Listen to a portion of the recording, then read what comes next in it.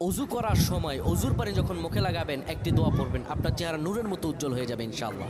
আপনার চেহারা নূরের মতো উজ্জ্বল হয়ে যাবে, চোখ চেহারা থেকে ব্রণ, মেস্তা, কালো দাগ সহ যাবতীয় সমস্যাগুলো আল্লাহ তাআলা দূর করে দিবেন এবং আপনার রিজিকে বরকত হবে ইনশাআল্লাহ।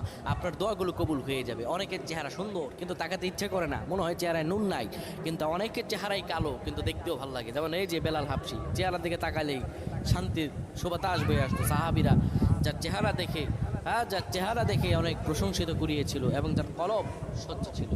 প্রিয় ভাইরা আমার, অজু যখন আপনি করবেন, অজুর পানিতে যখন আপনার চেহারা ভিজাবেন, তখন অজুর পানিতে আপনি এই দোয়াটা 3 বার পরে, দুরূদ শরীফ 3 বার পরে ফুল দিবেন।